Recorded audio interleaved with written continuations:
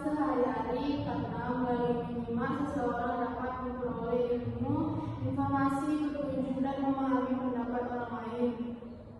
Di lingkungan sekolah, keterampilan menyimak membantu siswa lebih mudah memahami penjelasan guru, cerita, maupun materi pembelajaran.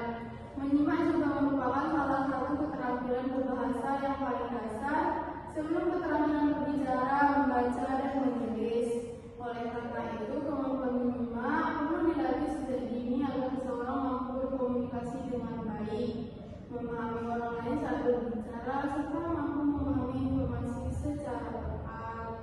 Jadi nanti Ibu mau membacakan sebuah dongeng cerita. Ibu mohon anak-anak Ibu tolong didengarkan dengan baik ya. Jadi sikap contoh menyimak itu duduk di rapi, tidak berbicara dan fokus kepada pembicara yang akan Ibu. Ibu mau membacakan sebuah cerita, tolong didengarkan dengan baik. Nanti Ibu tanya ya.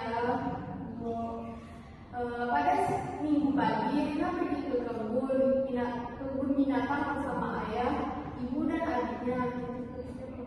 Mereka berangkat menggunakan mobil setelah sarapan bersama di rumah. Rina terlihat sangat senang karena sudah lama ingin melihat berbagai macam hewan secara langsung. Sesampainya di kebun binatang, Rina melihat banyak hewan yang menarik. Ia melihat gajah yang besar, harimau yang gagah, serta monyet yang sedang bermain di pohon. Rina juga mendengar suara burung yang sangat merdu. Ia berjalan sambil memperhatikan semua hewan dengan penuh rasa kagum. Ketika sampai di area rusa, petugas kebun binatang mengizinkan pengunjung memberi makan rusa dengan wortel. Rina mencoba memberi makan rusa dengan hati-hati. Rusa itu mendekat dan memakan wortel dari tangan Rina. Rina merasa sangat senang dan tidak takut lagi pada hewan. Sebelum pulang, Rina dan keluarganya beristirahat sambil makan bekal yang dibawa dari rumah. Rina bercerita kepada ayahnya tentang hewan yang paling disukai hari itu. Setelah selesai libur, mereka pulang ke rumah dengan hati gembira dan menyenangkan. Jadi dari cerita yang Ibu bacakan tadi, Ibu mau bertanya dulu untuk mengecek apakah anak-anak Ibu benar-benar menyimak. Kira pertama, aku ada di villa, kemana kira-kira Rina pergi? Ya. Jadi dengan siapa Rina pergi? Ayah dan teman-temannya.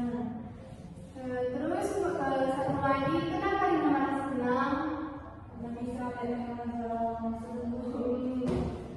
Jadi kira-kira dari cerita tadi apa yang dapat kita ambil kesimpulannya? Ada yang tahu nggak?